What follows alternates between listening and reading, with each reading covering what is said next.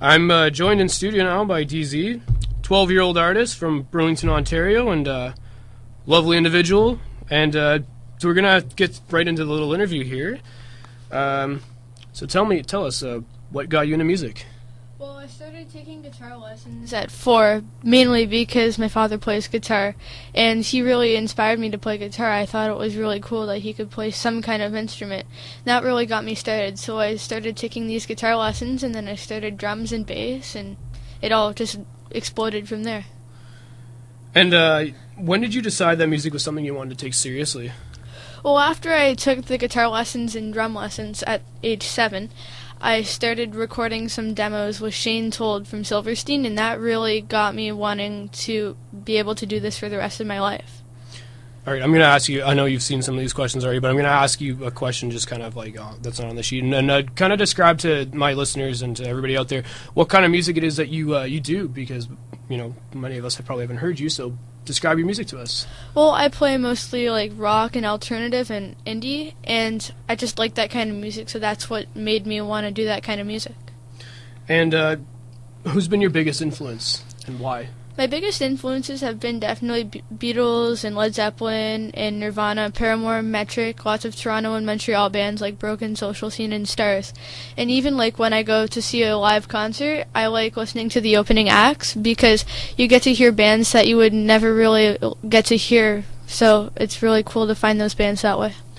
And what has been your biggest challenge as a young artist? I think the biggest challenge so far has been trying to get like live shows, because I'm only 12 years old and not a lot of bars will let me in because I'm only 12.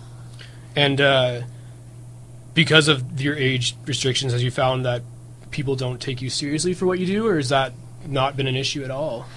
Well, some people think that I don't actually play all the instruments on my songs, which I do, and I think that is not really that nice, because it is possible, because I do it, and like, I don't know, I think that most people take me seriously, though.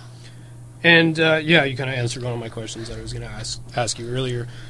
But do you find that playing everything at once and doing the singing and all the stuff you do you find that difficult, or is that kind of a natural process for you? Well, I play all the instruments, but like sometimes it's really hard to have to write like one song on all these different kinds of instruments instead of just having to do like the one song on the one instrument. So that's like one barrier for me, but I can get around it easily. And how do you write your songs? Like, what's that process like?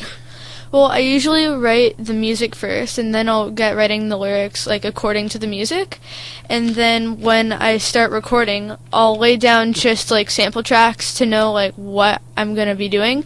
And then I'll record the drums and the bass and the guitar, and then the overdubs, and then all the vocals and stuff. So I've had other artists in here, and then they've said some of them like to just hear the beat, and they kind of fill in the lyrics to go with the beat. You seem to describe the sort of the opposite process for that. Do you ever do that, where you just hear the beat and kind of say, I'm going to write a song to work with this, or is that not something you do? Well, I prefer to write the music, and then I'll write kind of like a melody to that, and then the lyrics kind of come along. Well, and because I'm just 12 years old, it's very hard for me to write the lyrics because I don't have as much life experience as somebody of older age. Right. And what I really do for writing my songs is I'll just look at things around me and I can write from that. And that's how I write my songs, and it just works. And, okay, 2010 was a really, really big year for you. Kind of tell us why 2010 was a big year for you. Well, I won the UK songwriting contest in the rock category, and that was a really big thing because there were 5,000 competitors in that category, and I thought it was really cool that just out of those 5,000 people, I won. And also I released my EP, so that's a really big milestone. And your manager, of course, is your mom, so kind of, what's that relationship like? Is it easygoing, or do you have difficulties at times, or what's that like? Well, most of the time we get along. Sometimes we have disagreements, like with songs and stuff, if there's something that I like and maybe she doesn't. But yeah, we get along really well, and I listen to her ideas, and she helps with the social networking aspect of everything. Have you found that because you're with your mom, it's sort of an easier process because you already know this individual, whereas if you were with just some other manager, that might be there's obviously barriers there. Is it easier for you that because it's your mom? Well, yeah, it's easier because I know her really well, and we really get along well, and maybe if I had some random person being my manager, I might not like their attitude on their way of things, and maybe we have a completely different aspect of looking at things, so that might be hard to work with. All right, where do you see yourself headed in the future? Where do you see yourself going down the road? Well, I want to be a professional musician or a producer. I just love being behind the scenes in the music and just being able to see these things and work with these things and be able to have my say in what goes in somebody else's music.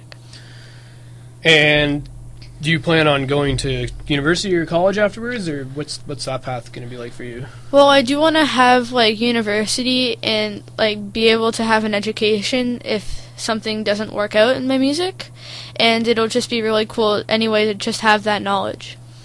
Perfect. So you brought the CD and you brought a bunch of them in. Kind of talk to us about the CD and what it's like. Well, there's 5 tracks on them, and they're all really different because over time my sound has really changed. I'm not too sure what my sound is going to be yet. That might take some time, but personally, I think they're all really good songs, and maybe it's just not your kind of music, but to me, I like it, and maybe you'll like it too. And if you had to describe 1 or 2 songs that you really like on the CD, what would they be, and why? Well, the first one would be Chills. Personally, I think it's my best song. I don't know, it's just really catchy, and it has a good melody. And the second one would be Good Thing. It's a slower song, not that slow, but I just like it. I don't really have an explanation for it, but I just like it. All right, and just one of my final questions is: your producer is Carl Jennings. Kind of describe what that relationship is like. Well, we're great friends, and we click together, and we always make same ideas. And if we're having trouble with finding an overdub, he'll kind of think of something, and then I'll branch off of that, and then we'll just branch off of each other, and we'll end up with this really good idea. Perfect. And of course, we're going to play the 2 songs, the 2 that you mentioned on the CD. Is there anything else that you want to add that my listeners and the people out there that don't really know about you that you want to add? Well, my website is dzrocks.com, and there's links to buy my CD, and there's info about me there if you want to find out anything. And I just want people to know that I do all the instruments and that nobody else is recording any of this, that it's just all me, and I want them to know that. And finally, just before I go here, your CD, the cover, kind of tell me about it. I mean, it's pretty interesting. But kind of take me through the CD. How did you decide to design this cover?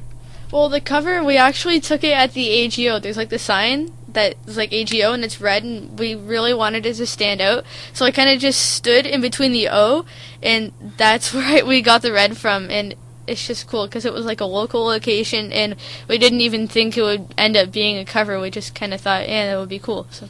Well, I think it's pretty cool. I like the reflection in your sunglasses. I think that's pretty cool.